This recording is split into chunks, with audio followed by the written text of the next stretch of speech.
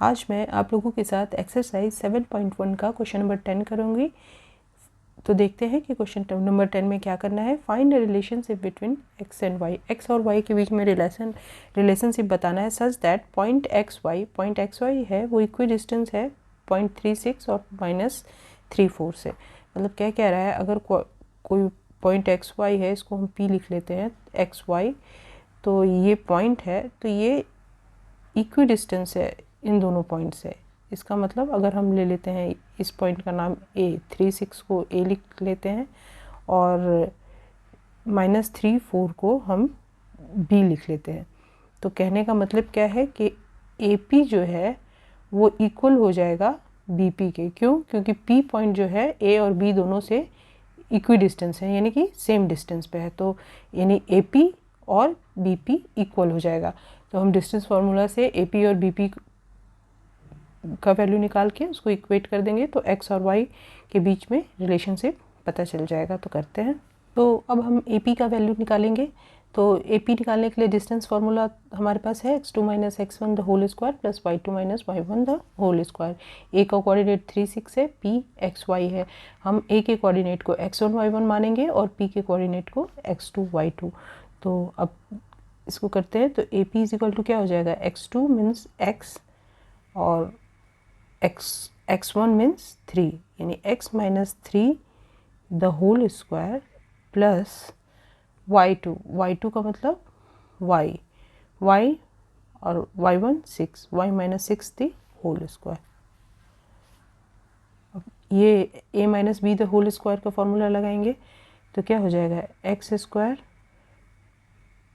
Minus 2ab होता है, यानी कि 2 × 3 × x यानी कि 6x प्लस वाई स्क्वायर क्या हो जाएगा 9। ठीक है। उसी तरह से y - 6 द होल स्क्वायर को भी a - b the whole square, तो लिख लेंगे y square minus 12y plus 6 square यानी कि 36। ठीक है। अब ये हो जाएगा X square plus Y square minus 6x minus 12y और 36 में 9 ऐड करेंगे तो कितना हो जाएगा 45। ठीक है। तो ये हमारा ए पी निकल गया। इसी तरह से हम अब बी पी निकाल लेते हैं और फिर इसको उन दोनों को इक्वेट कर देंगे एक दूसरे के बराबर करके और एक्स और वाई में रिलेशन निकाल लेंगे। अब हमको बी पी निकालना है तो डिस्टेंस फार्मूला हम लोगों ने लिख लिया है। अब यहाँ पे P का कोऑर्डिनेट से -34 जिसको हम x1 y1 ले लेंगे, और सॉरी B का कोऑर्डिनेट से -34 जिसको हम x1 y1 ले लेंगे, और P का कोऑर्डिनेट से xy जिसको हम x2 y2 ले लेंगे। तो BP क्या हो जाएगा, BP हो जाएगा x2 क्या है x और x1 क्या है -3, तो यहाँ पे माइनस माइनस प्लस 3 हो जाएगा, यानी कि स्क्वायर प्लस y2 क्या है y और y1 है -4 इसका होल स्क्वायर। इसको सॉल्व करेंगे तो a + b the whole square यानी x square plus 6x plus 9। ठीक है। उसी तरह से इसको करेंगे तो y square minus 8y plus 16 is equal to ये हो जाएगा X square plus Y square plus 6x minus 8y plus 25। 9 + 16 कितना हो जाएगा 25 √। तो ये वैल्यू हो गया बीपी का। अब यहाँ पे हम एपी को बीपी के बराबर लिख लेंगे। ठीक है। अब यहाँ पे हम लोगों ने AP is equal to B P, A P का वैल्यू जो आया था और बी पी का, इन दोनों को इक्वेट कर दिया।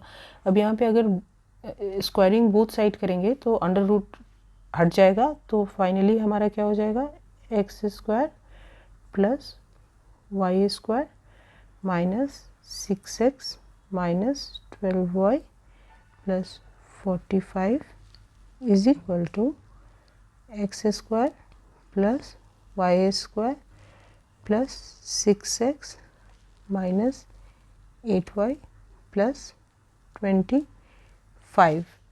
अब हम देख क्या रहे हैं कि यहाँ पे एक्स स्क्वायर और एक्स स्क्वायर है और वाई स्क्वायर है, तो एक्स स्क्वायर को इधर लेके आएंगे तो एक्स स्क्वायर कैंसिल हो जाएगा। उसी तरह से वाई स्क्वायर 0 हो जाएगा। बाकी सबको लिख लेते हैं। -6x minus 12y plus 45।